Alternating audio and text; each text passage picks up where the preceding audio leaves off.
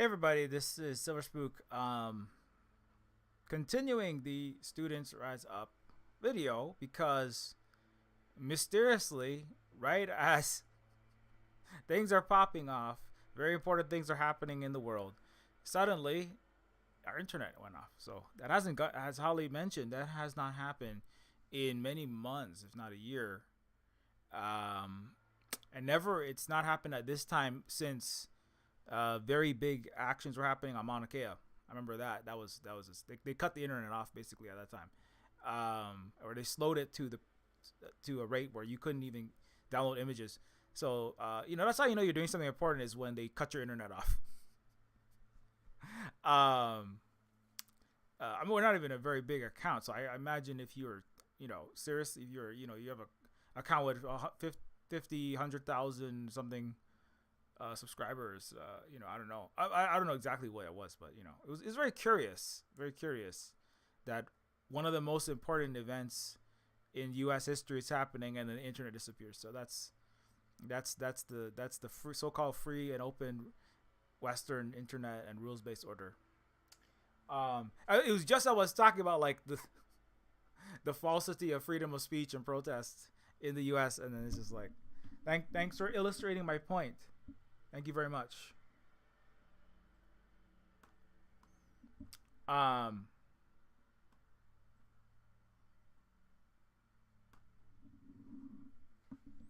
yeah. So, anyways, so let me just finish that up.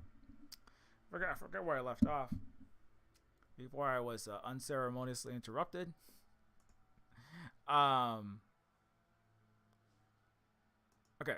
So, where was that? Yeah, Kent. So at Kent State, there was a big uprising.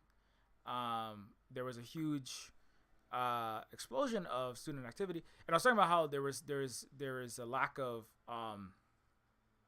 there's a lack of freedom of speech and protest, and even life were crushed when the United States police forces under the U.S. government, and with the complicity of the universities, as now, crushed the student dissent, and after that, student debt.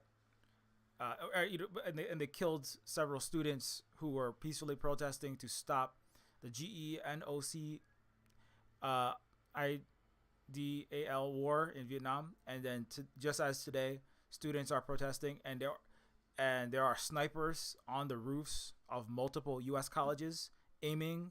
United States police with AWP, like high caliber sniper rifles, are aiming at students in the crowds. There are live ammunition. There was some footage of police officers with assault rifles aiming it directly at peacefully protesting college students at multiple colleges. I've seen some of the footage of that. So the United States is preparing. It is getting very close to repeating the ultimate in silencing free speech and free protest and the will of the people, which is to just start shooting its own children again. Or really, it has been doing it this whole time, but openly shooting middle class white college students again with live ammunition and just killing them, like at Kent State. Is we're very close to that moment again. Now the question is, what happens this time? When that happens, or if that happens, and that's an interesting question. That I don't think anybody knows yet, but that we're getting close to. There are many things that are different now. As I said, the United States was a rising power, and the West was still largely in charge in after World War II. Economically, militarily, the United States controlled most of the world outside of the communist socialist orbits. After 1989, the United States was it was the unipolar moment.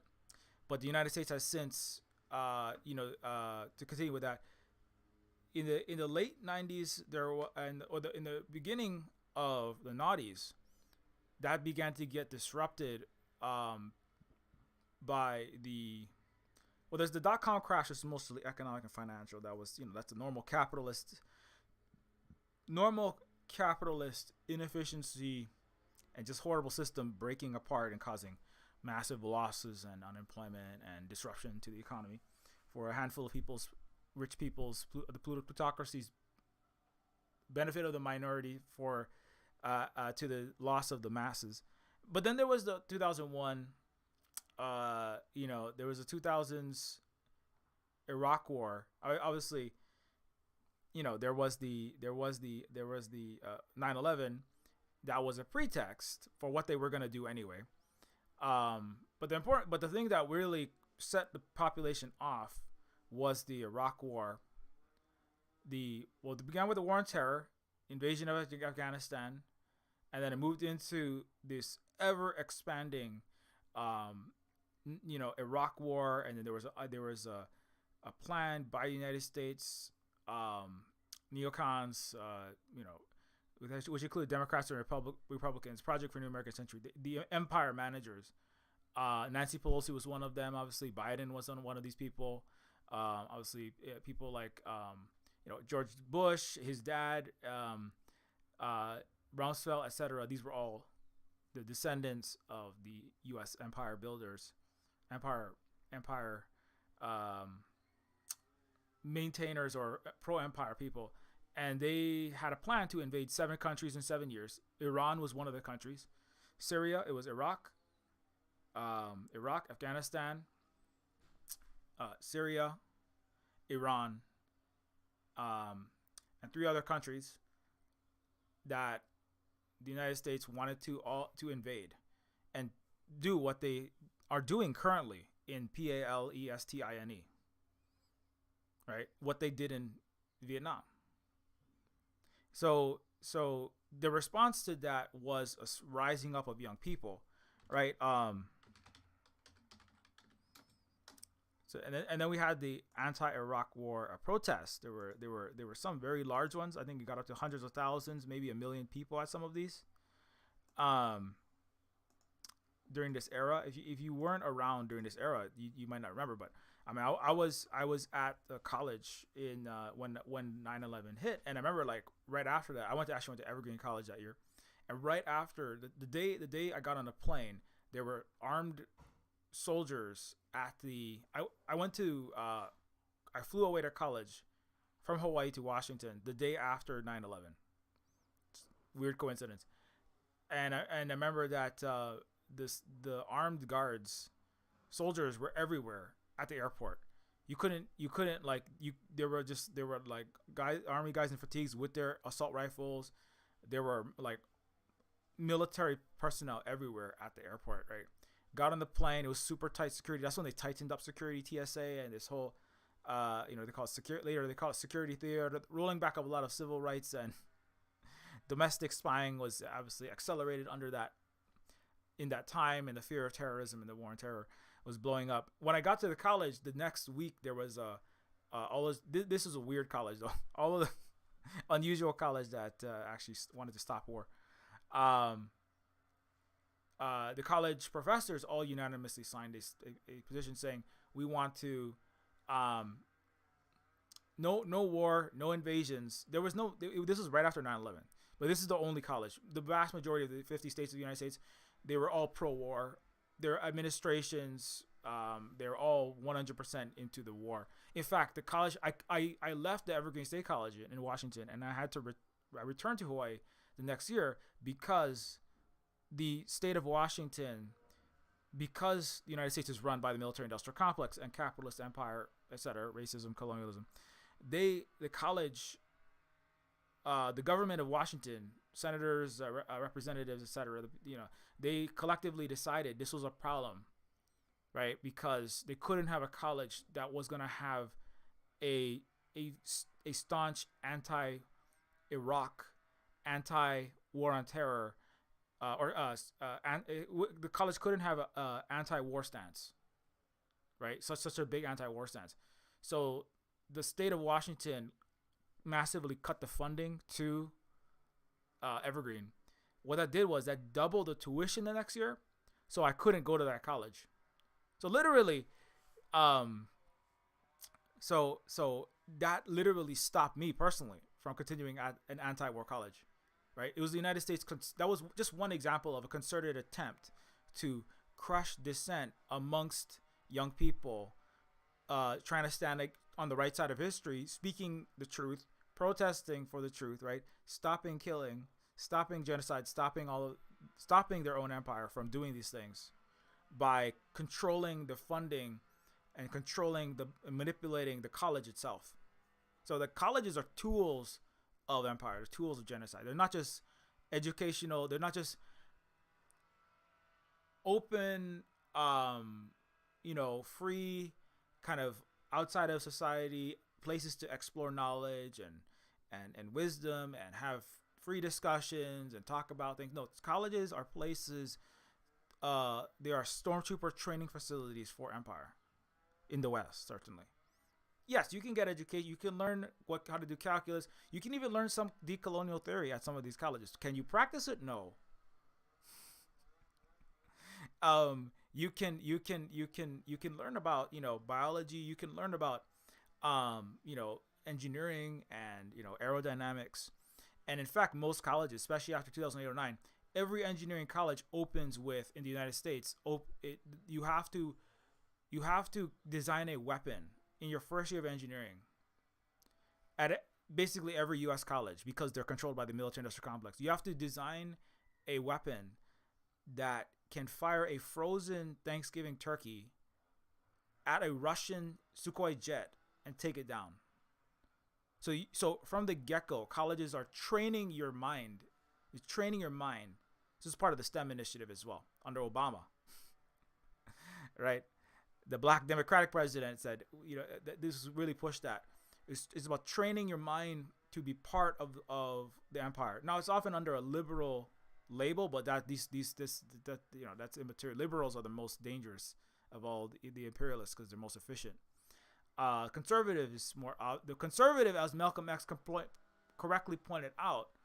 The non-college attending, many of them non-college attending, conservative is the wolf that you can see coming, and the liberal that is created by colleges, Western colleges, is the fox in the henhouse that you don't see coming. And they don't even see themselves, who they really are. That's another thing. So that's what colleges are for. What Western colleges and universities are for. They're for manufacturing They're for manufacturing consent through leashing students to student debt and then forcing them in the military to get rid of this massive ball and chain called your student debt, as decided after the Vietnam War protests by people like Nixon and Kissinger and the Project for New American Century and the Dr. Strangeloves like Brzezinski. They all decided we're gonna make sure we really lock these colleges down. All colleges are complicit in the military-industrial complex. Massive millions of dollars is going straight through endowments, straight into the MIC, straight to Empire, straight to doing GENOCIDE, right? And they're also massive profit. They're massive, money shuffling bonus pools for Wall Street banks. Right, there are multi-trillions of dollars of student debt that have replaced the no income, no jobs, no assets, subprime multi-trillion-dollar debt bubble that blew up in 0809. So there's many functions of the college system, right? But they make people that go into ticky-tacky boxes in the suburbs and participate in colonialism and capitalism as generally the future middle class, upper middle class. Now, the elite Harvard and Columbia's, they become the managers of empire. But the upper middle class are the stormtroopers of empire. Ultimately, they consume their products. They move the weapons. They pilot the drones. They have their happy little suburban, white colonialist capitalist America, and they're bought off by the banks and the corporations and the military that they work for. And the student debt is one of those weapons. But once you go through Western college, you're generally deeply embedded in that system. You're indebted. Your LinkedIn network, all your social network is generally going to be people that are in sync with that. And they're also invested in their own. The people who go through Western college are invested in their idea of their. They're literally invested in their own self-image as an intelligent, articulate, rational, empirical, critical thinking individual. So they have even less possibility of changing their mind a lot. Paradoxically, people who go to college are more calcified and rigid in their thinking than non-college attendees in the West. Right? You would think it's the opposite because college is there to make you a more intelligent, rational, free-thinking person that is really cannot be controlled. But paradoxically, it's the opposite. Because you've invested hundreds of thousands of dollars, right? And not just that, your time, years of your time and your energy into this thing called the academic complex, right? The greasing of the palms, going through all these interviews, the social network you need to maintain in the expensive suburb and the city that you drive your Hummer or your Prius or whatever you drive all day long, every day, burning the climate with all of your hyper consumption, so you can consume iPhones and Prada and burn the planet. Going to an office, sitting in a cubicle farm that is just a giant, banker's bonus payment scheme as well, right? And that system that you have to, you can't step out of line of the office, right? That you are put into after you graduate college, right? Where you're going to sit and do 60% bullshit jobs anyway. Right, you're basically just a professional cow that consumes stuff made in global South slave labor camps, put there by the empire managers that went to Harvard. So the point of college is not to liberate anyone. The point of Western colleges is to maintain empire. Now, the students that fight that, the students that resist that, have to be beaten, crushed, put down, killed. Right? That's why Kent State massacres happened. Right? That's really why that happened. It was because colleges could be places, right? Universities could be places of learning. Young people do have a lot of positive energy, and many young people come through that, and then they feel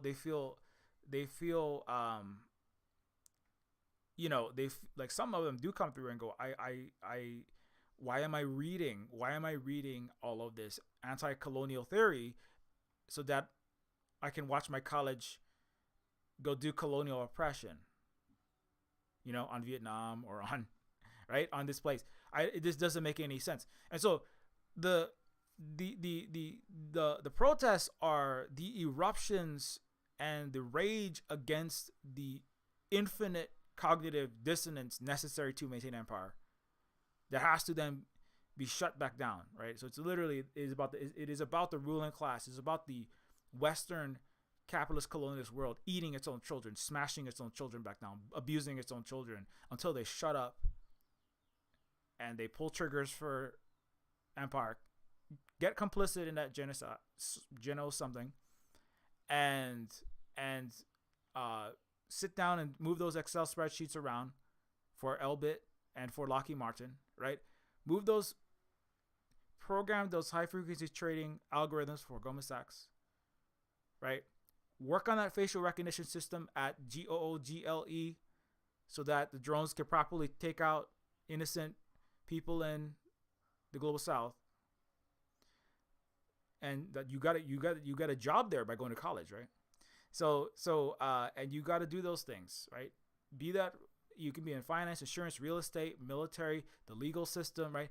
Go defend Facebook when it surveils and commits all of these heinous crimes, backing far-right extremists, interfering in governments across the world, installing murderous dictators, giving information to IDF. So as a lawyer, that your degree at Cambridge College, if you want to keep paying down that $300,000 in student debt, you better go work for one of these criminal organizations. You must work for empire, right? The difference between somebody who is in college and not in college, or somebody who is going to college or a college student and graduate and not. The person who is not a college graduate doesn't have a mountain of time and money and debt hooking him into the empire, like forcing him up in there, right?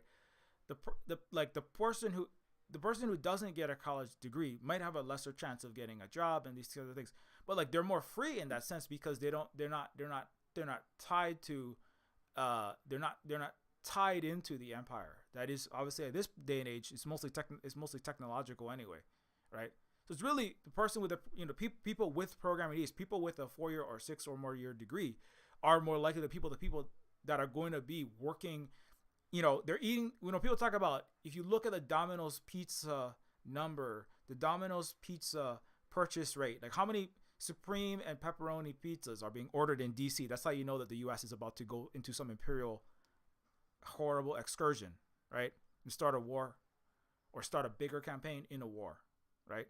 Like they actually just recently tracked the operations in Israel and Ukraine, and the pizza orders go way up right before the operation, like way before Iran's response. The pizza orders went way up, right? The people ordering the pizzas are all people with college degrees, and they're doing things like they're looking at targeting, they're looking at data, they're keyboard warriors. They're sitting there, right? Now, what they're doing results in the deaths of millions of innocent people, right?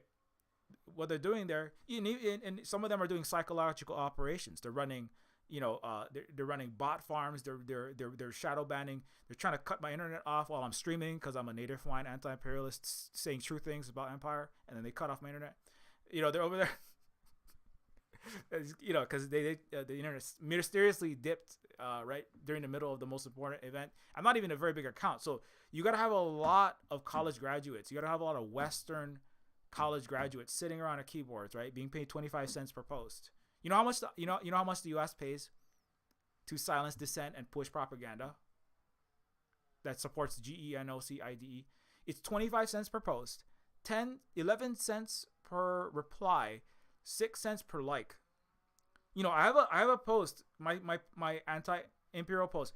I have 100,000 likes and like 100 plus thousand likes just on one, at least one a month. I get like 50,000 likes and like 30,000 retweets, right? I could make $10,000 a month if I was actually paid the way the U.S. empire pays pro Israel and pro U.S. military. That's how much they pay.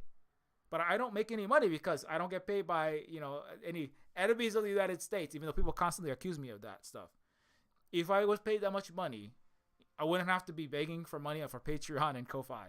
If I could pay that much money, I wouldn't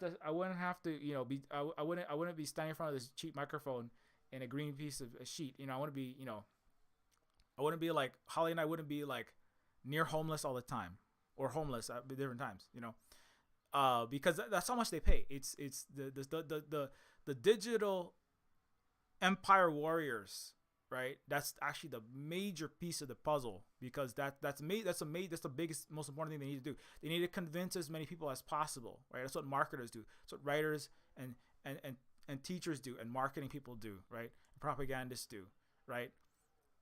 That's what the West does, and liberal, the writers for the TV shows and the writers for the news programs and the people who perform them, the anchors, right? These are people all with degrees, right? And they come out and they make sure everybody keeps on pulling triggers for the empire and keep on keep on killing all those little children that are trying to get flour while they're starving, so that you can have an aircraft carrier to project power and suck out resources for cheap and keep the colonial system going.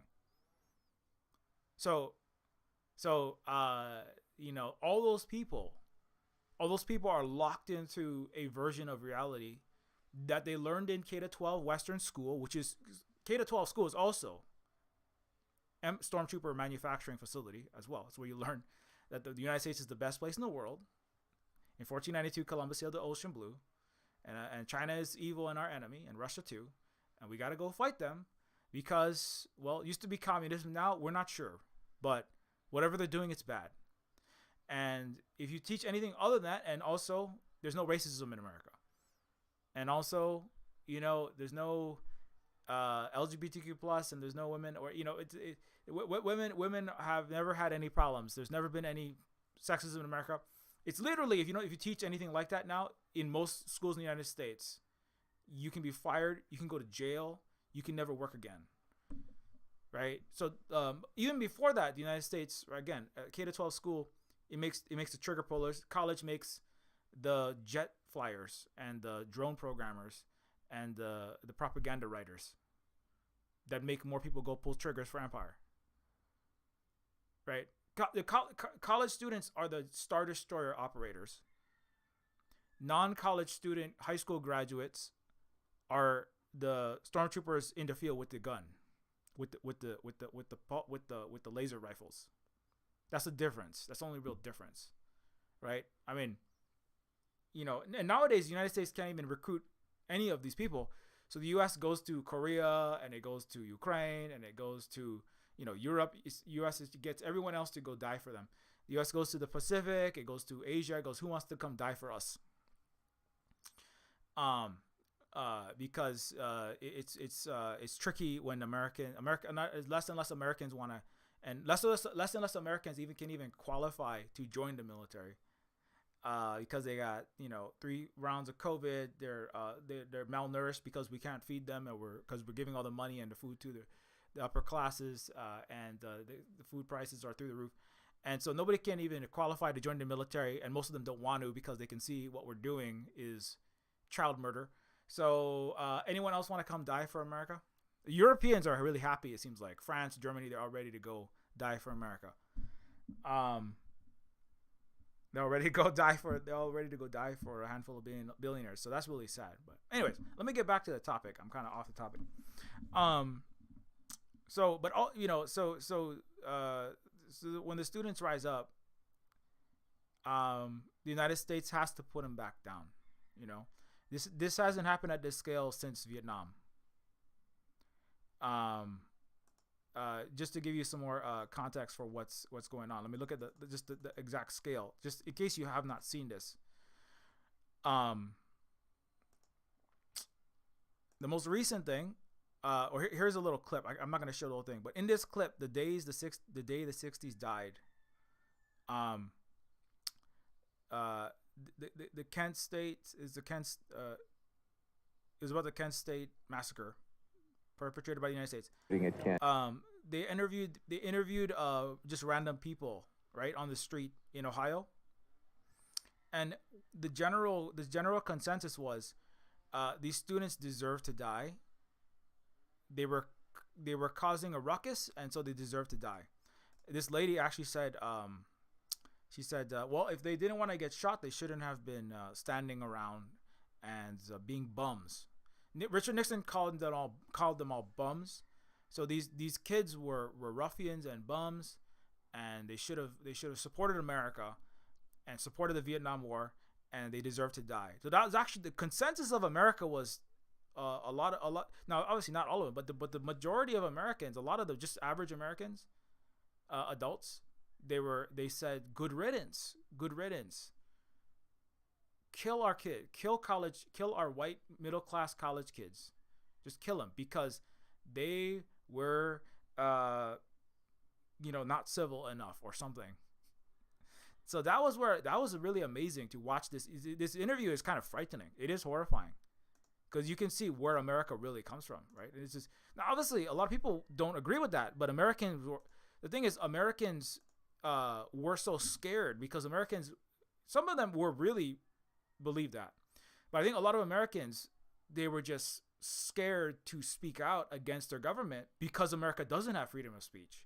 It doesn't have freedom of protest, right? And Americans, I think a lot of Americans were some of them who said these things, they were like, well, I can't, if I say the wrong thing, if I don't stand in line and say the right thing, which is that the children, Americans deserve to die who speak the truth, right, on war. Kids deserve to die for telling the truth. If I don't say that, I could get in trouble personally, right? My boss, my church, my employer, maybe the government will come for me too. So the United States and the West collectively is the most unfree place. It's really the most unfree place in the world, that parades around all day long talking about how free they are. How free they are to choose between 2 flavors of racist capitalist imperialism, right? But they are the most unfree place. So that's why, like, Star Wars is wrong, because there should be people drinking Coke and Pepsi on the Death Star. They should when you go to the imperial countries or imperial places, it should have people that are like wearing Reebok and there should be people wearing tie-dye and suits and flying American flags, and they should look free. Like there should be Woodstocks on the Death Star, right? Except when it actually starts to interfere with the war, then they start killing off the stormtroopers that Woodstock a little too hard. If you 60s too hard in the Empire, if you 60s too hard and you actually start to make an impact on the Empire, right? You can act as free as you want. You can act free as you want as long as you go out there, pull the triggers, and kill all of the people in the global South and suck all the resources out, right? But you can, in fact, act super free, like act really free. Like Israelis do this too, right? Israelis will be out there, right? Israelis will be out there like, look how free we are, raving on Gaza, right? Look how free we are right now, right? We're bringing freedom, right? Because we can look at me doing my yoga class. I'm so enlightened, right? Right? And then after that, they kill a bunch of children and they steal all the land. And if you speak out against that, they might kill you too, right? So empires have, like Rome and Greece, they're all like that. They act very free. They pretend free. You have to maintain a large empire. The single dictator, that's so-called totalitarian, one strong man, right, with this hyper rigid military structure that doesn't change. That is a myth of actual empire. Actual empire is very plural within a limited Overton window, right? The Greek and Roman empires, the British, the French, and the U.S. empire are all like that. They give a lot of freedom because you can have a very small empire that is very of single-minded control, but you can't expand beyond a certain scale. You certainly can't get to planetary scale without giving the pretense, because you're going to need black people to sign up, right? You're going to need to recruit cannon fodder from Korea and from Germany. You're going to need to recruit like Hispanic cannon fodder. You're going to need to recruit Hawaiians to go kill in Vietnam for you, right? You can't do that. Maybe you need some gay people. Maybe even women might start killing for empire. And you can have more women, right? More women piloting drones. You can't have a large empire and have it not have a fake sense of freedom and democracy and human rights and justice. So that's always actually been a part of the empire. Now, in the colonial era, it was the British and French freedom, but within the white upper crust freedom of Europe, within the white upper crust world of Europe, right? There was like you had a freedom to be a Tory or a Whig. You had a freedom to, you had a certain amount of freedom. Now, if you stepped outside too far, you said we can't have colonies, then the British would kill you, or you would be put in prison forever, right? But within the limited context of the Great British Empire, you could disagree, and they had these things called courts, and they had discussions, and they even had Marxists. They even had Marx come up through Britain and talk about his ideas, and they had, oh yes, that's very interesting, that idea that you have, But if anybody actually like acted on that at the colony level, then you get wiped out, That's why nobody ever that's why Western white Marxists in the United States, they don't want to talk about. Like you can kind of filter out who is actually there for true liberation and true freedom and true economic freedom and true economic equality, right, and true socialism, by those who stop, the ones who put patriot socialists and they draw the line that we're not going to critique the empire, and we're not here for full racial equality and equality of the peoples of the global South to the global North. You can figure out which ones of those. But in order to build a large enough empire, you need to have a false sense of diversity, representation, equality, human rights. And that's why Tony Blinken, the US, the current managers, right, they go around the world and they talk about rules-based order, right? Tony Blinken goes around the world and he talks about, I care so much about those human rights of those Uyghurs over there because we care all about human rights, because that's how you keep highly educated people, right? Like Democrat 40-year-old drone programmers and professional murderers who design missiles for Lockheed Martin doing their job. If people with aeronautical degree and who understand like the inner workings of quantum mechanics that are trying to design quantum computers to make uncrackable encryption for your U.S. military to send messages back and forth between the capital of Israel and DC, right? So that you can pull off a flower massacre. You can't have quantum computer programmers. I mean, you just can't have them because the West is crap at education and China is kicking their ass. But if you could, you can have quantum computer programmers who are also gonna do genocide or do GENO. Sorry, damn, screwed up. You can't have quantum computers programmers that are gonna do GENOCIDE for Empire, right? Without a strong sense of, because they're gonna have to have a reading level that is in excess of like 8th, 9th, 10th grade at that point, right? They're gonna have to. They might have read some Marx accidentally, right? So you have to have a very strong false sense of equality and human rights in that to keep those people, the people that are gonna have to, pinpoint the airspeed velocity of a Iranian missile that's going to break into 20 pieces, right? And then have, separate trajectories in a drone swarming AI powered modern warfare, right? You can't fight and win in modern wars. That's why Ukraine can't win. That's why Israel is not winning that very well. And that's why the US won't be able to win a war against China if they try to fight one. Because their population that is, because they're having trouble controlling the minds of their young people to make them keep doing GENOCIDE for their empire, right? And too many of them are getting. That's why I got to ban TikTok, right? Because because if we haven't generate, they don't even want to join the military, right? That's a good thing, but that's a failure of empire. Every young child that doesn't become a lawyer for a weapons contractor, that doesn't program for mega banks, that doesn't beat up on college protesters as a police officer, or go abroad and beat up as the world police officer, beat up on Africa, Asia, and Latin America and put them back in their place. That is a failure of the empire. So, of the U.S. and the West. So they're really failing hard, and I think that that's a real opportunity now, because coming back to what I was saying earlier, the United States is not where it was, and again, so in the Iraq era, you had the, Iraq war protests, didn't stop those wars. I mean, it wasn't, I'm not saying that's ineffectual. It was important that it happened, right? But it didn't stop those protests. In 0809, you had the 0809 crisis, and you had the Occupy Wall Street that I said Holly and I we were a part of. This one, it was obviously focusing on the economic implosion of the United States and the Western financialized neoliberal era. Tina, which is the Margaret Thatcher, there is an alternative to capitalism.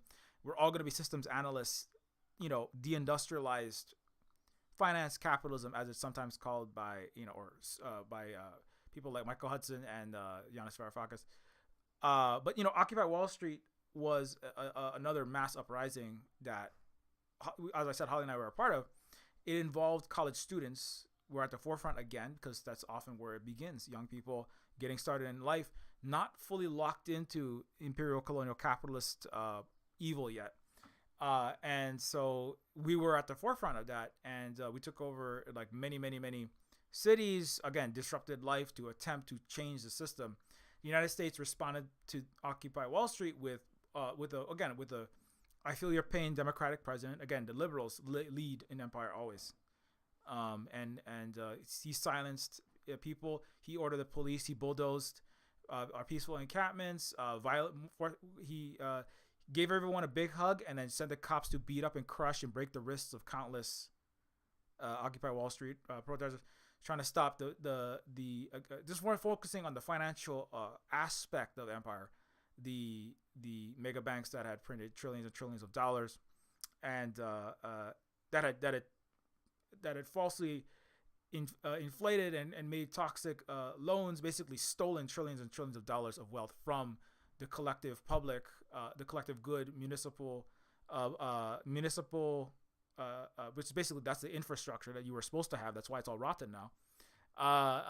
The cities, the budgets of cities, fire departments, nurses, doctors, the retirements of millions and millions of Gen X and Boomers who evaporated in the blink of an eye.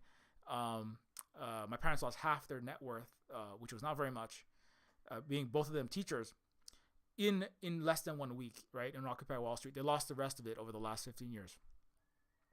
So this is another mass uprising. The United States responded with police suppression, crushing dissent, beating up students. The first Black Lives Matter, with the Ferguson uprising in the earlier 2010s, the United States again met with this with police repression and crushing the Palestine. They were directly in support of the Black Lives Matter, the original Black Lives Matter uprising. The United States responded by murdering black activists, just like Martin Luther King and Malcolm X and many others. They imprisoned many others because the U.S. Getting away. The thing is, the U.S. is always killing children in the United States. They're mostly black or indigenous. The United States disappears on a regular basis 15-year-old Native Hawaiian girls in Hawaii.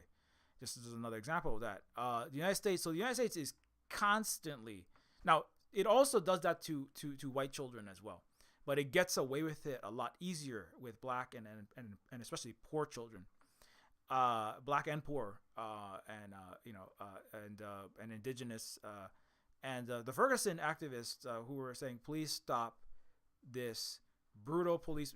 Trayvon Martin happened.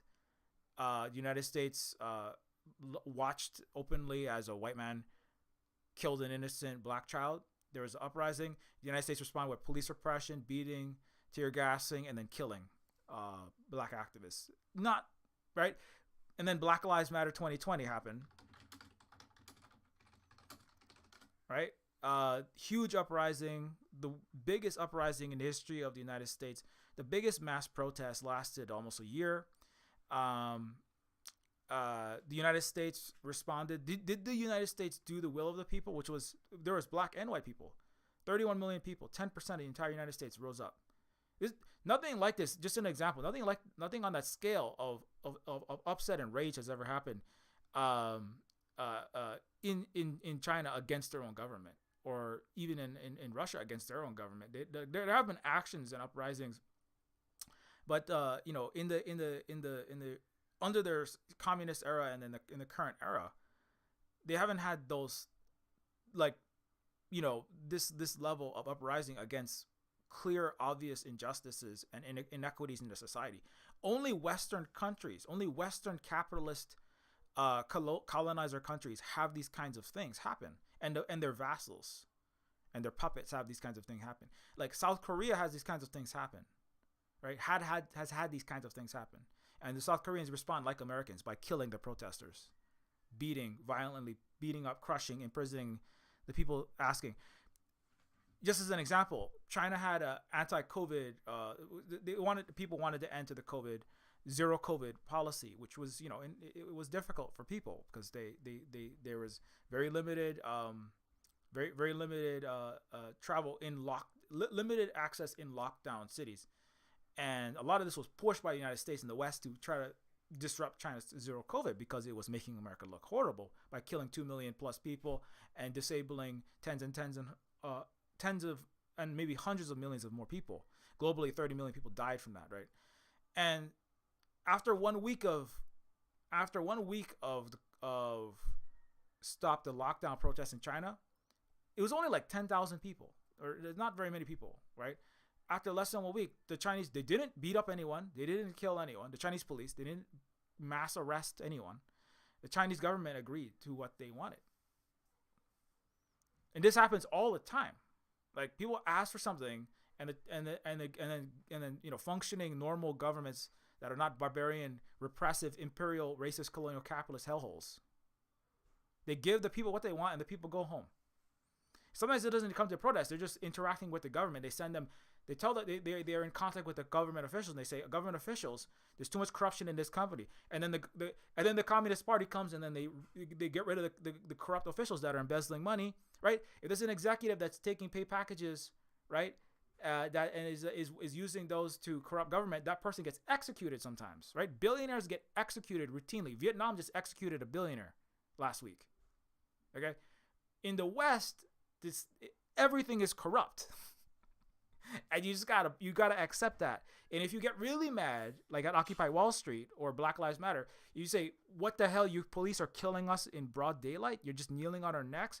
What the hell? Billionaires are taking billions of dollars and sticking it in their pocket while we're all broke and we're all starving and we have no houses and everything's falling apart." If you get mad, you can ask for justice for an entire year, right? Not 1 week, an entire year. You can ask for justice. You can camp out. You can like glue yourself to the side of a million people can glue themselves to the sides of Capitol buildings, right? You can like get beat, tear gassed, all these kinds of things. In the United States, will turn around and say, you know what? We're gonna give them even more money. Oh, you want less police budgets for police murder of innocent black people and mass incarceration? We're gonna double police budgets. We're gonna make cop cities. Right? Normal civilized countries don't do that. Non-barbaric, unjust, illegitimate countries like the United States and all Western European and their settler colonial racist countries. Normal countries like China and Cuba, they don't do that. Vietnam, they don't do that. When people ask for things from their government, like a democratic, just, moral country, the government responds and it does what the people want. That's what normal country. But nothing makes sense in the West. Everything is backwards, and you will perpetually live with your confused Western, your perpetual tangled spaghetti noodle Schrodinger's Western brain. That it's you live in the most unfree place in the planet. If you live anywhere in the United States, it's the most horrible place in the world. I'm sorry, not the most horrible. I mean, if you're in a lot of African places, you're in Sudan, or if you're in Palestine, then it's worse. If you're in Vietnam and China, the quality of life is much better, right? That's actually today, since the 2000s, and then definitely by the teens, and definitely today, the average Chinese life is way better. They have no police repression. They have no fear of fascism. They have they get the $300. They can buy the entire breakfast and lunch and dinner that's better quality with vegetables and fruits, and it's all fresh for like $2. And their rent is $300. College tuition is $400. The Chinese don't need to weaponize university to indoctrinate everyone into an empire, because the Chinese don't have an empire, right? That's why college is $400 in China, and the quality of education is better than a $97,000 Pennsylvania state education, right? Which is, when you go to Chinese university, you're not worried that your money is going to go to kill children, right? As part of a military industrial complex, because there isn't one. When you go to college, you don't have to get your brain smashed into a little box, right, of liberal brainworms, so that you can go work in a spreadsheet as a bean counter sitting in an office doing bullshit jobs, or moving the weapons around, by figuring out the trajectories of, filling out, using the "Where's My Daddy" program to blow up innocent Gazans families, right? Because that's what you do in the United States, right? So that's why Chinese college can be real cheap, and then you have to pay all the money, right? Because they don't have to worry about, when you graduate from college in China, they just like, get a job.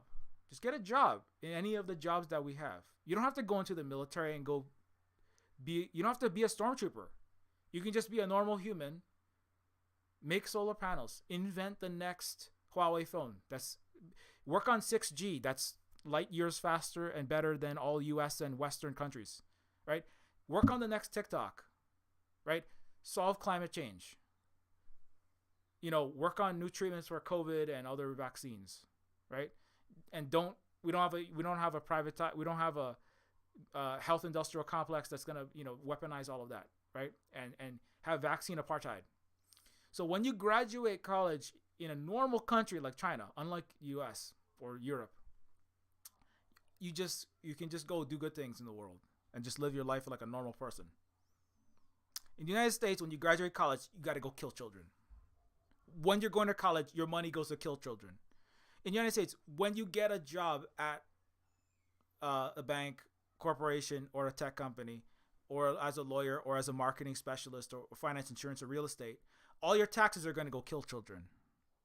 In China, you don't even have to, there's not that much taxes, right? There's actually a lot of ways there's actually less taxes. There's actually there's very little tax because and part of that is because they don't have property tax, right? But they don't have property tax because houses are for living in, not for making money, and it's not for making the government money either. They have money, but the money that they have, it comes from other sources. It does come from taxing the wealthy, and it does come from if you do economic activity there, then you will get taxed. But they don't people aren't worried about paying rents and mortgages because most 90% of people in China don't have a rent or a mortgage.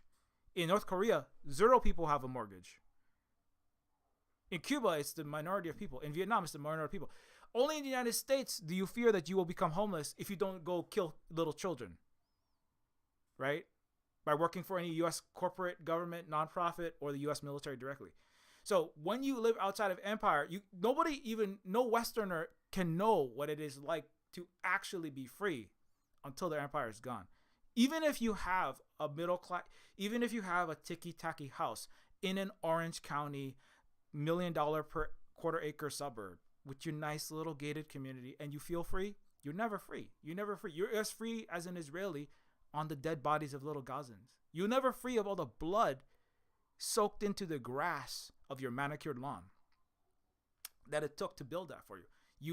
You can be free from the gnawing of your empty stomach. You can be free from freezing to death on the street as a homeless person if you're in a well-to-do neighborhood in the West. But everything that you can never be free from the knowledge in the back of your mind that everything you have is built on the bodies of and the enslavement of countless people around the world, including people in your own country. You can never stop stepping over the homeless people on your streets when you go to the city to cash your check. Right? You are no one in the West has ever been and never will be free until everyone is free. That's part of the saying. It's the liberation of Palestine is the liberation of all people, including Americans. That's why the young people are rising up, because they know that. The young college kids are like, I don't want to go and spend the next 50 years of my life,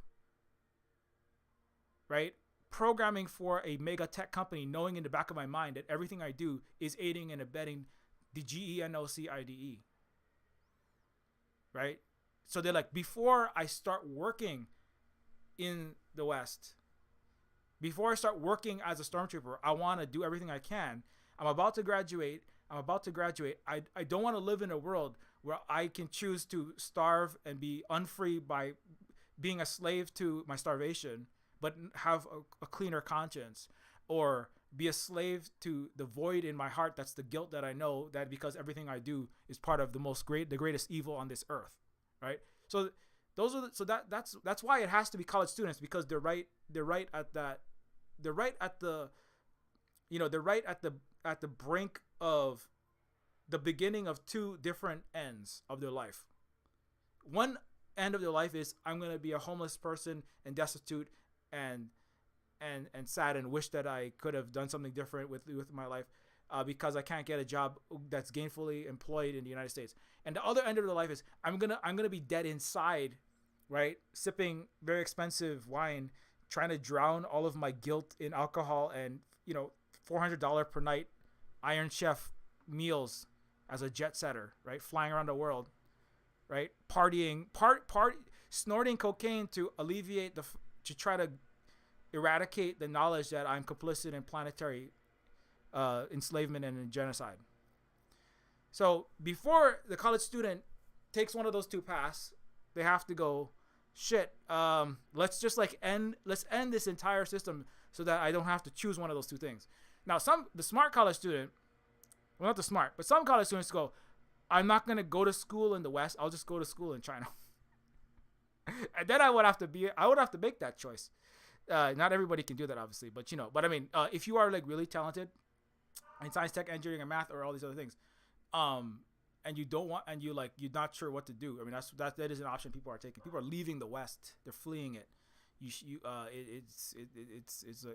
Now some people point out that a good socialist, like somebody who's really on the right side of history, doesn't choose to simply like leave the bad place, but they choose to try to change the place they're in, right? Then that is also true. That is also true, and that's the thing That's where this is actually comes from, right? That's where this comes from, is people saying, I don't want to just run away. A lot of them know they could, you know. Now, renouncing your U.S. citizenship is difficult. Leaving your community is difficult. Learning other languages is difficult. But you know. Anyways, let me finish up this. Let me finish up this little thread that I made. I'm bouncing all over the place. I know. Is Biden's plan to get the youth vote by shooting all the students? Today, there are 3 snipers at Indiana University with an admin escort for the Gaza encampment. So the United States is continuing to threaten multiple colleges. This is Indiana, Ohio. Colleges across the United States are riddled with armed snipers, rifles aimed at American children right now. Right now. This is happening. I'm just waiting for, I don't hope that the US starts murdering its own kids, its own middle-class white college kids. I hope that's not what happens. But the United States looks like it wants to do that. Why are you keep putting snipers? Why do you keep putting there's no evidence whatsoever that any of these are violent at all. Right? There's no evidence of that at all, right? The only reason why you do that is the same reason why Nixon plotted to have, through COINTELPRO and agent provocateurs, sending in FBI, U.S. government informants, and racketeers. It basically means they're paid to go into anti-war protests, right? And then somebody actually fired a gun, or start doing violence on this, pretending to be an anti-war protester, so that the U.S. can have some kind of plausible deniability, plausible justification for shooting at the protesters or doing some more violent act, right? So the United States is putting the snipers in place to prepare for the moment when it starts to kill off all of its middle-class white college kids. That's what, I don't know what else this is, right? I mean, yes, you could have people, cops with riot gear, cops with, shields. I don't know, the cops with, I mean, it's not good, but I mean, police with, handcuffs and zip ties, I get, gas, tear gas, and rubber bullets. These are not good. These are less than lethal. They're still lethal, right? But tear gas and rubber bullets at least have some plausible deniability, right? But the United States is putting, hollow point full metal jacket bullets trained at college kids. There's no reason for that unless the United States is planning to try to kill college kids, specifically to kill college kids. Because they're like, if this gets to a point where we can't contain it and the United States empire is going to collapse, it's time to start shooting. I mean, I don't know. If anybody knows why they're doing this, because this is one thing that did happen during this Vietnam War. And in post facto, the Nixon and other administrations and the United States government has said, oh yeah, well, the plan was we would try to, if we could kill enough of the Vietnam War protesters, this couldn't discourage any more from coming out there, right? This is what the U.S. does in South American countries. This is what the U.S. does in Korea. This is what has done in South Korea. This is what the U.S. does in South African countries, right? In Colombia, the United States had the Áñez administration massacre indigenous socialists when they tried to back a coup, when the U.S. backed a coup there. But the United States hasn't outright just killed well, it kills American citizens all the time, but the U.S. hasn't directly shot middle-class white children at universities, college student kids. So these are like, it's like undeniable. This is because some Americans will dismiss a black kid getting shot by cops. They don't care. They'll dismiss poor kids getting shot by cops. They don't care. They'll dismiss Hispanic. Oh, well, they're all criminals anyway. That's the American racist mind. But if American middle-class white kids get shot, the American professors, there's that prestigious professor at Emory University, right? She was like well-published, well-known professor. Where's that video of her? The United States, the police just grabbed her and threw her to the ground and started beating her up. If the United States starts beating up white women, prestigious professors, now the United States is hitting the people that America is actually there for. Liberal professors start getting beat up. Then that's going to be another thing, That's going to be a different thing. Let me see if I can find that one. So,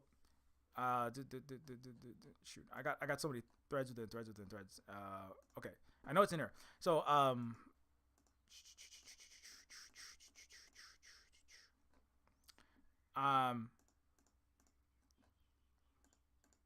yeah, here, this one, right? Emory's Carolyn Fallen knocked down by the police while shouting, "I'm a professor." She's in disbelief and her voice. She never expected to be treated like this. So this is the police. The United States is now going after the middle. Now in Black Lives Matter, this happened to an extent too. There were white middle class people that were attacked on the Black Lives Matter lines. U.S. military personnel were attacked. I think ex-military personnel were attacked by the cops. There's that one ex-Navy guy who was standing in Portland during Black Lives Matter. He was he was wearing his naval uniform, and the cops are like attacking him, beating him. They hit him like several times, and then he was still standing there. So the cops were not so tough. Now they broke multiple bones in his arm and his wrist, but he was still standing after they beat him like several times with a nightstick. The U.S. military personnel,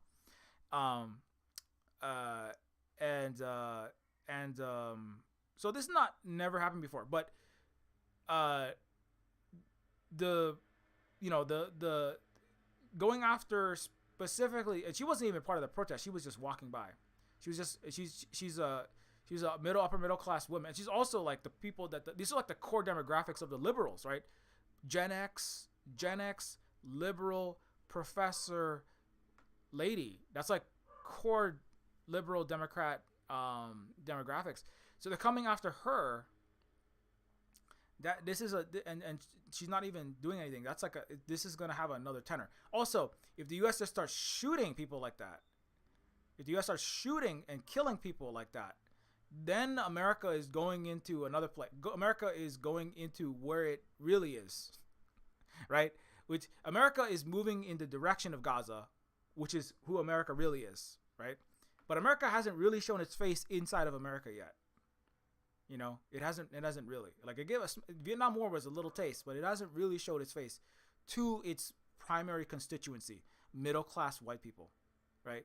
Or people that are of a certain class that are not all of them are white necessarily, but the white is the core. So if the United States starts killing middle class white people, then the U.S. is going bye-bye, I think, pretty soon. So the Gaza protests while the college campus has crackdowns intensified. This is California State University's Solidarity encampment, and this is where the United States police are just beating up and brutalizing lots and lots of kids on cameras. Cops. This is them kneeling on the neck. Oh, by the way, United States police knelt on the back of a 50-year-old black man and killed him a few days ago. I don't know if you. The U.S. police are killing so many black people, George Floyd style. You can't even keep track of it anymore. Let's see if I can find that. I think I bookmarked it though, in case you don't know this. It was like a little 3 weeks ago, or it was like either last week. Was it last week or a month ago? Where did I save it?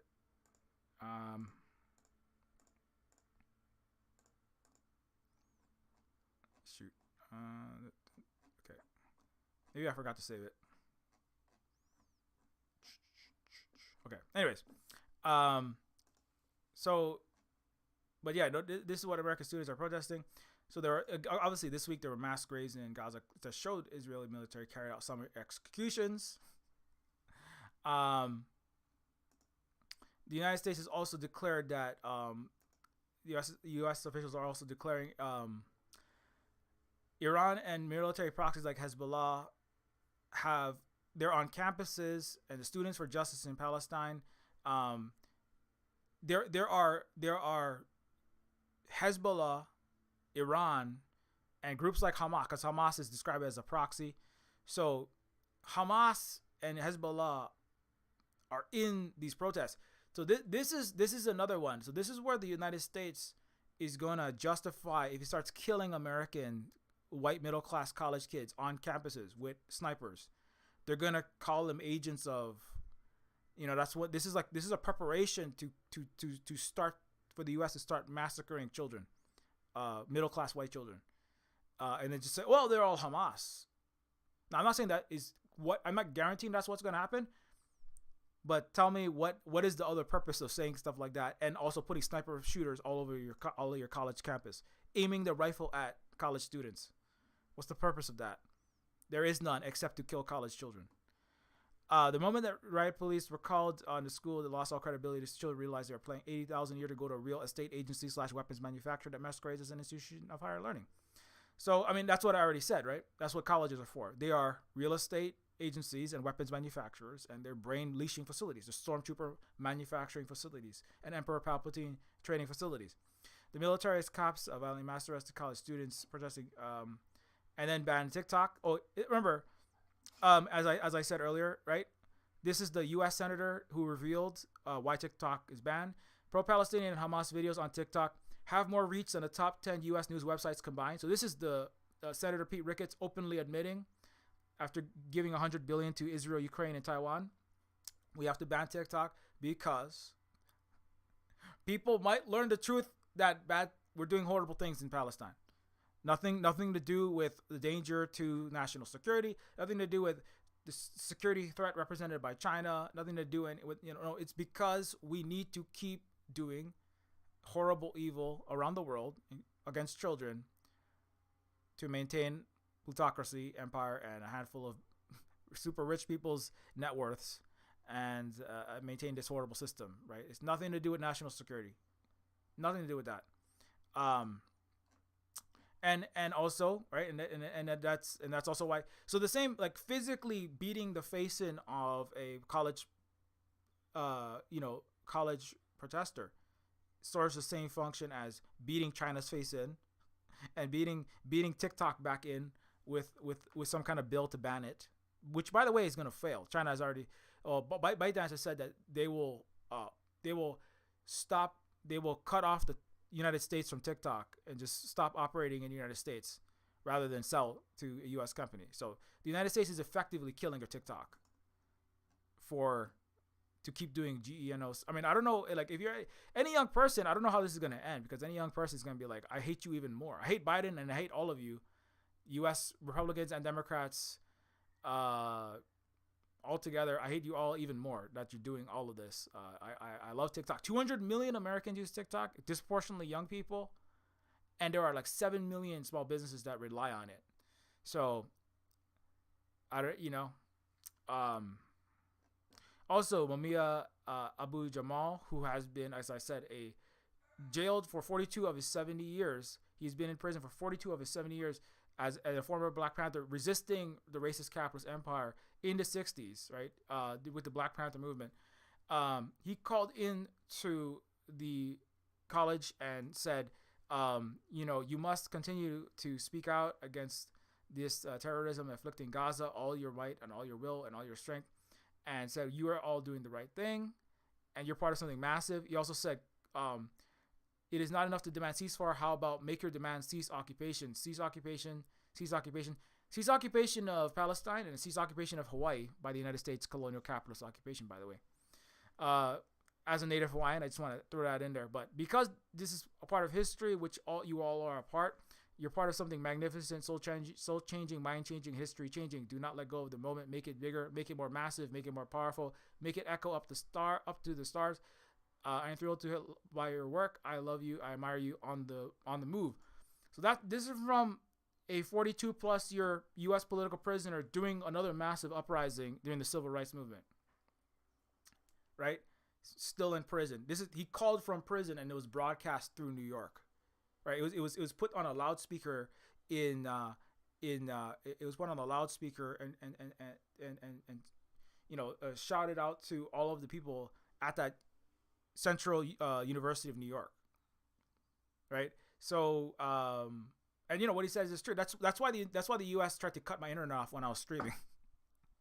They've done this before when we were doing Mauna Kea. Whenever something big happens, the United States suddenly gives up on all of its freedom of speech, expression, internet communications, and ideas, and all that crap goes out the window. The second the ruling class of horrible people might lose something, might lose a few pennies, they might lose their control of all their planetary slave plantation called colonialism. Then they cut off all the free speech. The U.S. government has shot its own college kids before to maintain capitalism and imperialism through genocide and cover it up. The sniper on the roof. This is already shared that one. Um, Another important point: the United States, all parties loves the white supremacists. There are no violent arrests.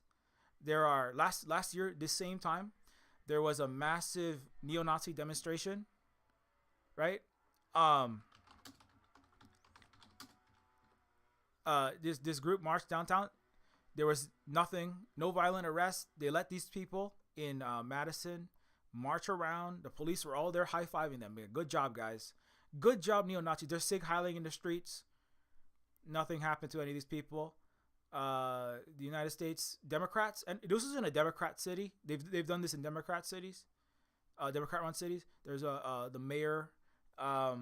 Cities are archipelagos of blue in an ocean of red in the west, basically. But the Democrats, they love neo Nazis. They let them all march. Most of the cops are all swastika bearer or some kind of fascist anyway. Somebody pointed out like there is no cops to be seen at this march.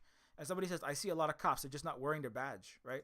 So the United States loves all parties, Democrats, liberals, AOC. They love neo-Nazis. That's how they get their job done, inside and outside the United States. That's why they fund the far right in Ukraine and in South America and in Asia and Africa and everywhere else. And that's who pulls all the triggers for them, right? Any Americans who sign up to physically pull triggers, a lot of them are like American Sniper, who was a KKK supporter, played by Bradley Cooper, right? Who is a liberal who also supports Nazis, apparently, because he likes to play them in his movies. So white supremacists are not. So, but the thing is that the U.S. lets these people march and nothing is happening. And then if you have somebody, if you have kids, right? You just have kids peacefully trying to stop horror, and then the United States is beating the crap out of them. You just have You have police murder on the campuses, right? Especially of black people. You got. I mean, I can't find the receipt for that. But just last week, the United States police just killed a black guy because he was like in a bar while being black, and somebody was upset at like he was drunk in a bar, and the police came and knelt on his back, and then he died. The U.S. police George Floyd somebody like every day. Every day, nobody cares. No Americans care because it's a racist hell world. So anyway, this guy, the U.S. police, some well-known Caroline Folan college professor walks by, the police just beat the crap out of her, right? You got neo-Nazis, and then you have neo-Nazis stomping around, and that's totally chill and fine. United States, all parties. I hope if it's not clear to you yet, you should really figure out where you live. All U.S. parties, liberals, fake progressives, whatever progressive, Democrats, Republicans, AOC, Biden, Bernie Sanders loves Nazis. Okay, he talks about oh, we gotta save Palestine, we gotta save the world from this fascism. No, you don't. Why you back Israel? You're a Zionist, which is the same thing, And also, no, he loves them because that's make sure that he keeps getting paid. It's people like this who are gonna beat the crap out of all the people who are gonna be at his next crappy stump speech, and then he's gonna have the police, which is full of Nazis, beat the shit out of the Bernie Sanders protesters. So the United States, showing its face, showing its total face. What is this? So anyway, let me go to the bottom. Okay, so now we got the Mumia. We've got these. Yeah. So we have yesterday. We have white supremacists marching in West Virginia. No police. They don't care. March all you want. Be a white nationalist. Sig Heil all you want. The U.S. loves Nazis.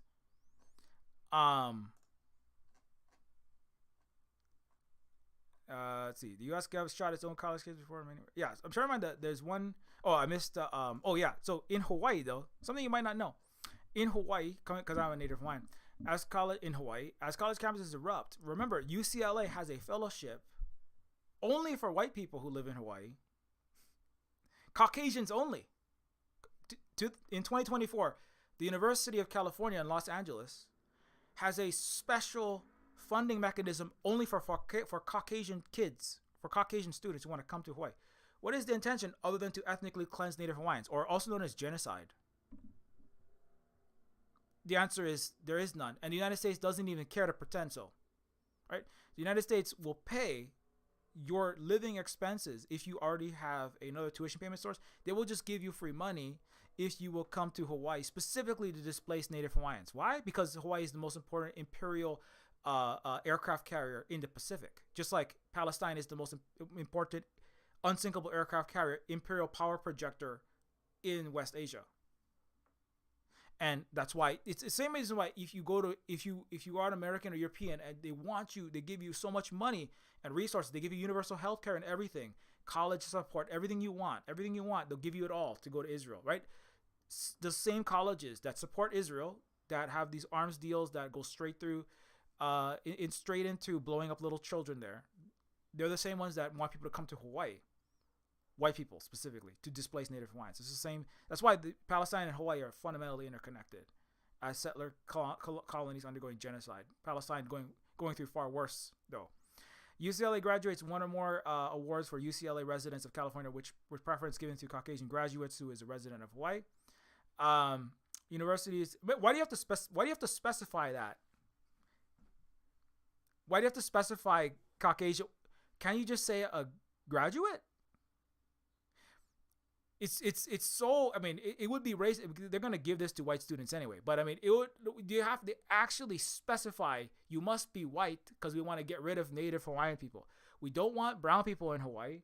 We want white people in Hawaii. That's basically why they got to spell that out. I mean, they don't have to spell it out. It's just like UCLA is just so like, nobody's going to catch us because, I don't know, we're special. Universities in Hawaii, like most U.S. colleges, work closely with the military contractors. And, that place, high-tech missiles blow up children in Al-Shifa Hospital. Nerve agents for massacres like Agent Orange were developed at UH or weaponized cyberspace where there's money to be made. Fun fact, Department of Defense awarded UH Lab $77.2 million contract. Applied Research Laboratory at the UH Manoa was given this. This is just one of countless billions of dollars that UH is one of the most imperial death stars in the world. When it comes to colleges, UH it's like an Israeli university. It's like all they do is death machine. University of Hawaii literally produced Agent Orange. That was one of the core, most advanced, horrible weapons in the entire U.S. imperial history for the last 80 years. Right? Agent Orange was developed and also sickened and killed Hawaiians too, by the way. But it killed way more Vietnamese and other East Asians. Agent Orange was tested on the U.S. Army contract at University of Hawaii's Kauai Agricultural Research Station 45 years ago. Several research workers, regularly drenched with chemicals containing dioxin, a dangerous chemical, died of cancer, according to court documents, and barrels of it were buried on Kauai for decades. So the United States has been using Hawaii, of course, as always, as a place of imperial control. U.S. imperialism and genocide in Palestine and Hawaii are the same. We are both occupied lands with luxury beachfront real estate built by rich colonizers over our graves. Another important factor, this is a literal design of a house on a beach, resort city that Israel Real Estate Company has been planning for West Bank for the day after. Not in Gaza, this is for the West Bank, right? They're not Hamas, right? They're like, after we eliminate all the Palestinians with an ethnic cleansing, also known as the GENOCIED, we're going to build luxury condos and resorts. And this is what it's going to look like. In Hawaii, same thing. After we eliminate all the Native Hawaiians from Lahaina, which he planned, the United States has assisted and planned, like I bring up on this, I think I've brought that up before. The United States help billionaires, white men like this, drain all the water, suck all the water out, encourage cut the fire hydrants water off, have the the electric company, which is also complicit in the overthrow of Hawaii, by the way. The Hawaiian Electric Company was directly responsible. The half of all of the overthrowers of the sovereign country of Hawaii by the United States to install a capitalist system were members of the Hawaiian Electric Company, which was the Hawaiian Electric Company is like the Guatemalan fruit company. It's like Chiquita Banana, right? It's like a murder. It's like U.S. corporate murder company, corporate, tropical country destruction company. So the United States and its complicit companies in Hawaii set Hawaiians on fire, barricaded Hawaiians in by having police barricades stopping the only highway, the only road in and out of that Lahaina, burned Hawaiians alive through multiple layers of mismanagement, etc., caused the destruction of Lahaina. And people like this have been planning to build specific luxury resorts exactly on Lahaina. He even pointed it out. It's like, once this burns, I'm going to build my resort there with multi-million-dollar private, super rich people's, getaways, right? And next to him is his Bible, which he often quotes in conversations and emails, right? It is divine providence. It is manifest destiny. It is doctrine of discovery, right? It is God's will that I will have this land after it all burns and all the Hawaiians are dead and they can't return. Thousands of Hawaiians still can't return. To this day, there are thousands of Hawaiians on the beach homeless in around Lahaina, outside Lahaina, in front of the hotels to try to get some kind of housing because they're all displaced with $8,000 rents. The purpose of the $8,000 rent is the same purpose as the UCLA paying white students to displace Hawaiians, right? Same purpose as the foster system that pays white families to genocide Native children, right? Take a Native child from a Algonquin family or a Anishinaabe family or a Blackfoot family, from a Native American family, and then give it to a white family and pay them the money. It's the same purpose. Also very important. This is the map of Columbia's actual system. This is how it acts. If you want to know, you want to really the nitty gritty of how this functions.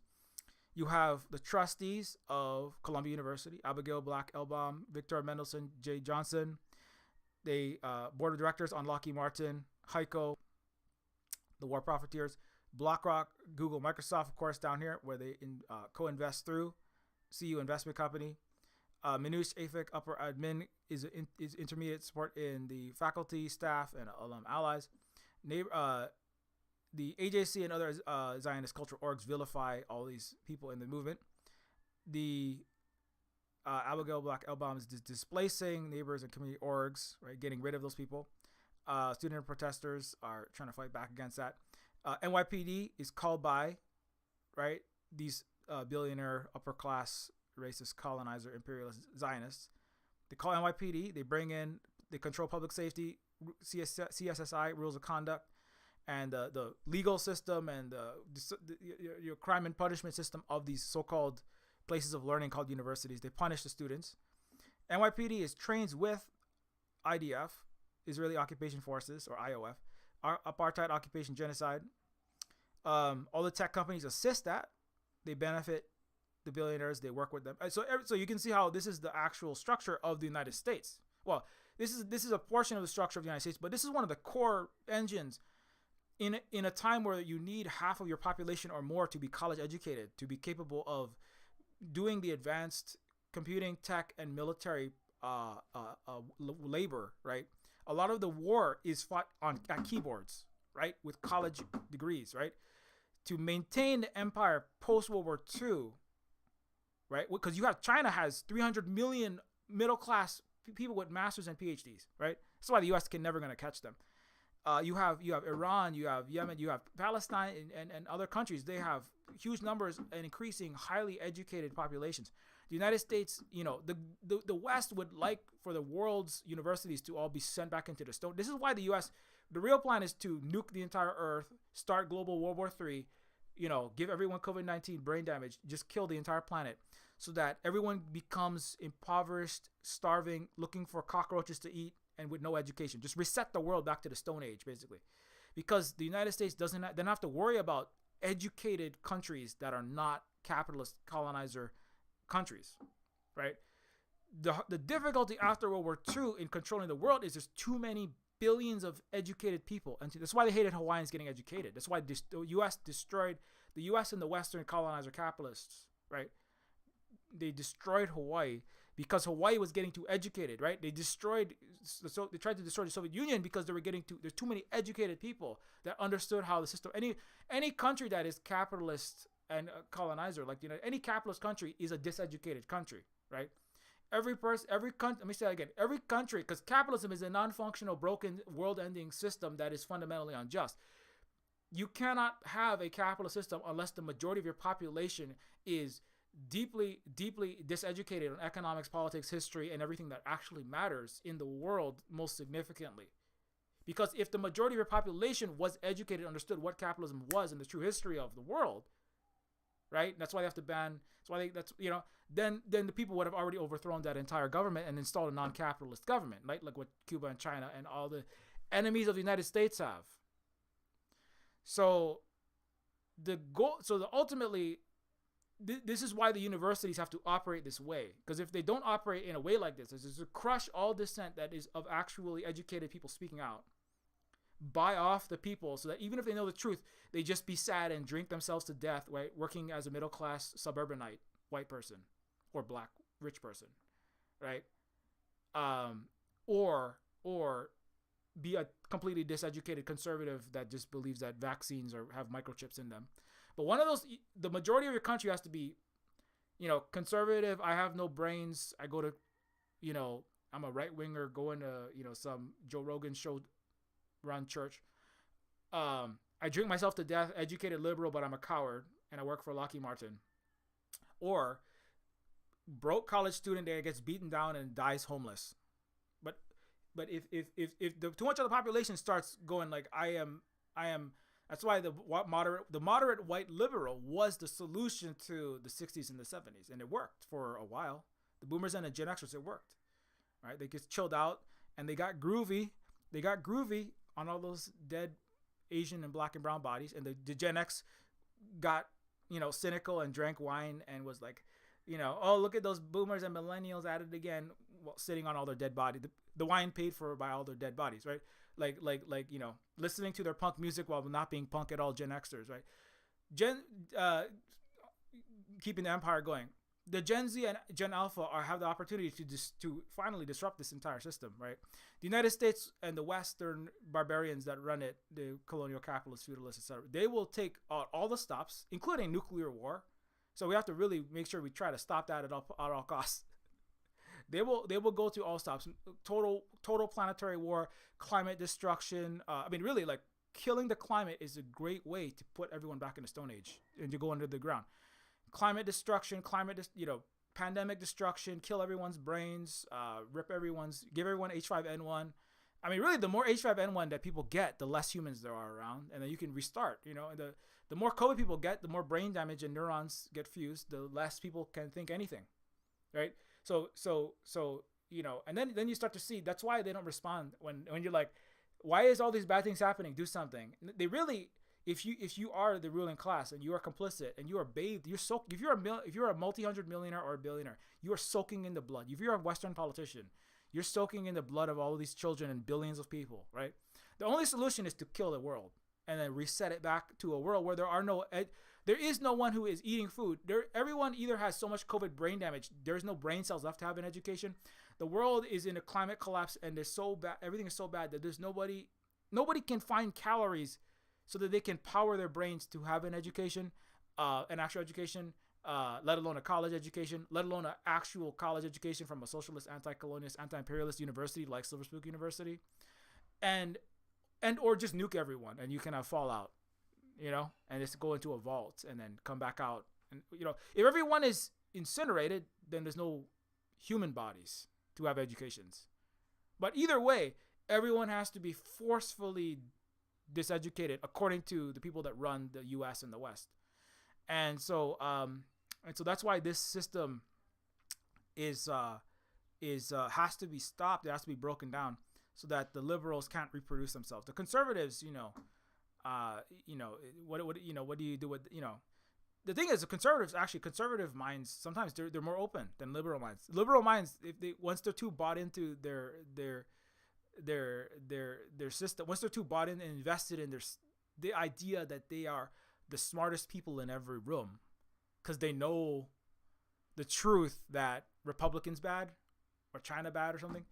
Once you get too invested in liberalism, paradoxically, the liberal mind, the college-educated Western middle class and upper class mind, is the hardest mind to change, because they so believe and they're so invested with literal hundreds of thousands of dollars in this idea that they're smart. They've already implanted so much. There's a limited space in your mind for neurons to hold, and they've already put so much. Rachel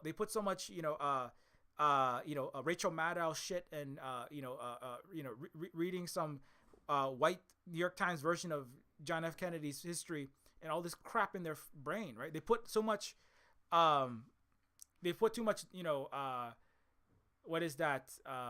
They've put too many Disney movies and New York Times articles in their brain and all their college liberal education. They can't fit anything else, but they think that their brain is so good and so smart because they have so many big thoughts and big words stored up in their brain, right? So that's 50%. I don't know what. It's a huge percent of the United States. But the conservatives are, if you can teach, the rural person that's kind of been gaslit and beat up by their own right wing community. Sometimes they're a little more open because, they're not so invested.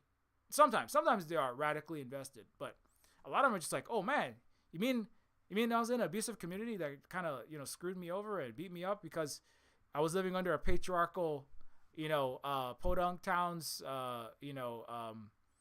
Jehovah's Witness leader. That sucks, man. But the liberal, it's actually harder. It's actually harder. Like my parents, my family are some of these people. So,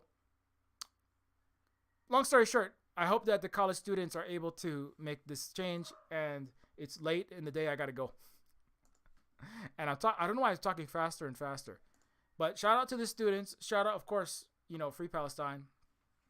Shout out to all the college students. The U.S. should be ashamed of itself, especially its ruling classes, its government.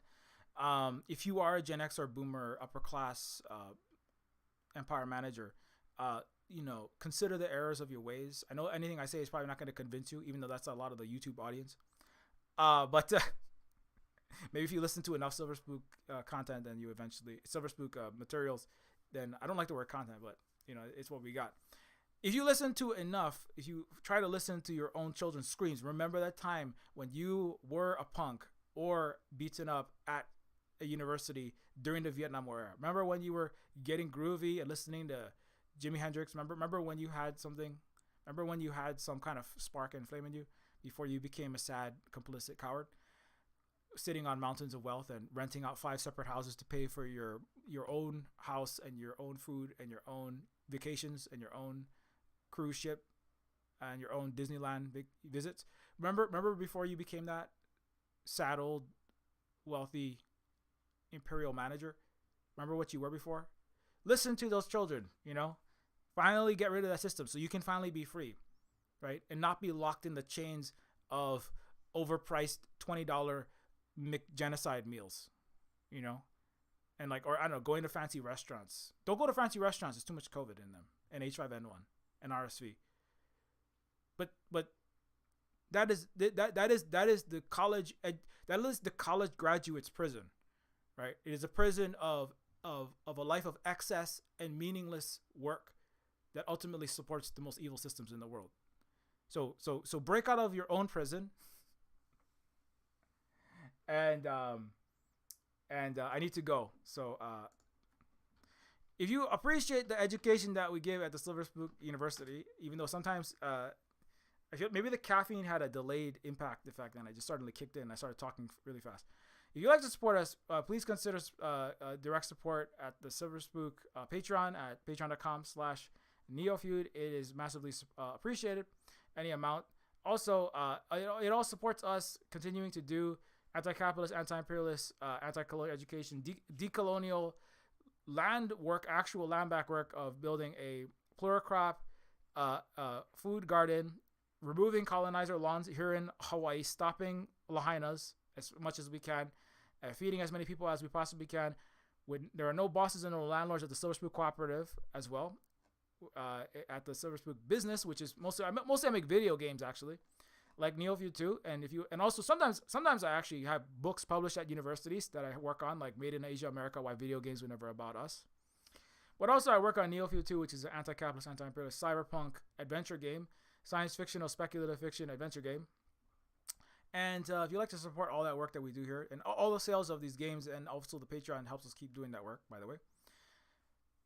We don't get paid by China or Russia or Cuba or Iran or aliens, or we don't get paid by George Soros or anyone. Nobody. I look at the IDF money, man. I would be making $200,000 a year, for my Twitter account if I was working for some kind of horrible entity. But we don't make any of that money, so we need the Patreon support. We really do. We could definitely use more because we're definitely not doing. We're not. Once I get Neofeud 2 out, I feel like maybe that if you see how it does. But it is a tough time because I'm at the end of the stretch of finalizing Neofeud 2. So if you can increase your Patreon slightly or get some new people to become Patrons, we really appreciate that because we still have a goal of getting to like 1,500 a month of Patreon. We're not even close to that. So any support really does help, man. It's tax time, so it's like I was freaking out about money all week this week. I was like, maybe if we just only ate sweet potatoes from the garden, we could survive a little while. We could survive, for pretty long. We get bored of the sweet potatoes and the coconuts, but I was actually talking to Holly. I was like, I have to figure out 20 different ways to cook sweet potato leaves. Sweet potato leaf salad, sweet potato leaf casserole, sweet potato leaf French fries. Oh, maybe the French fries would come from the actual sweet potatoes. But anyways, you can also support us at Neofeud by picking up games like Neofeud at Steam. Neofeud is, as I said, an anti-capitalist, anti-imperialist, anti-racist cyberpunk adventure game. And you can also get Neofeud on itch.io for Windows and for Mac and for Linux over here. And every sale does help us to do this work. Also, of course, it's on sale, and the maximum revenue does come to us when you grab it on itch. You can also get other games like Decolonators, A Digistar, Pigeon with Gun, and Woman is a book by Holly who was raised in right-wing evangelical Protestant Christianity, and it is dunking on that system. I dunked a lot on liberals, but this is for the conservatives. This is for the conservatives, the evangelical and other Christians in the North America, and it dunks on them, and it is a book that's also written from the perspective of Mary in the Bible, and it's free, or you can support us with any amount of donation when you pick it up. You can also follow at SilverSpoonGames at Octodon.social, at SilverSpoonGames at Mastodon.social, on Twitter at SilverSpoonGuy. And also you can follow on Twitter at SilverSpoonGames, minus the E in silver for the games related stuff. Terminus C is Terminus Cyberstar. That is a low poly cyberpunk immersive sim that I'm the content director and the lead writer of. And Terminus Cyberstar is also available, or it will be available soon, I hope. But I'm not the producer of it. And you can follow them there. And you can of course follow Holly at the Tech Fairy. Holly at the Tech Fairy is of course partner and wife here at the Silver Spoon Cooperative and Silver Spoon Hui.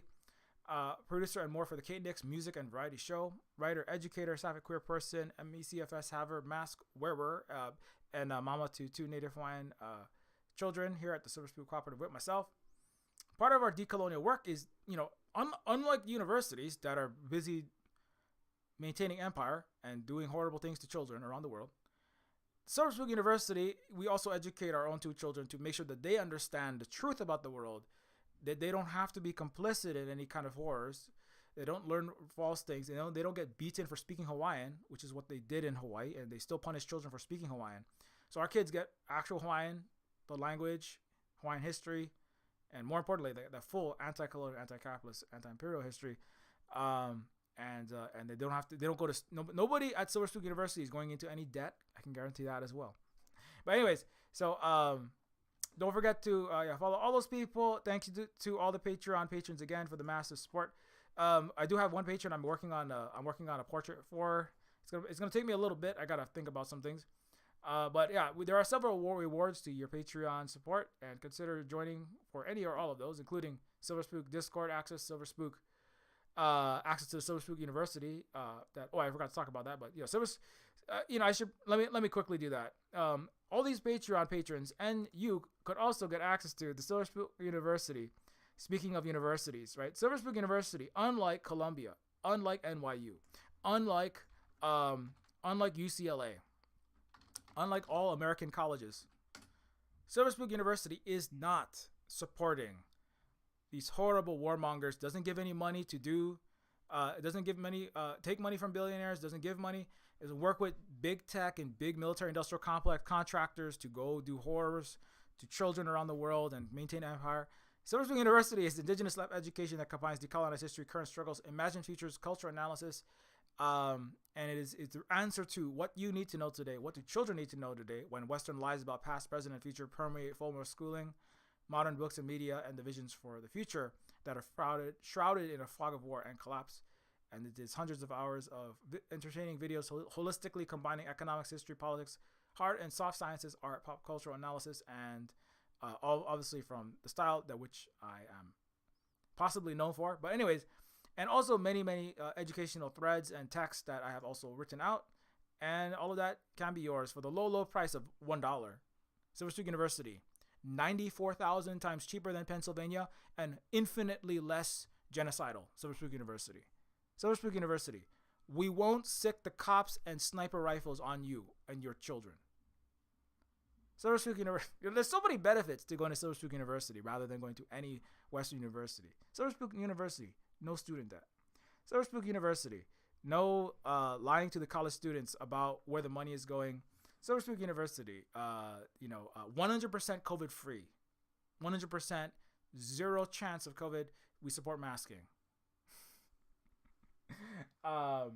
Anyways, until next time, keep your marriage policy, be excellent to each other, and we'll see.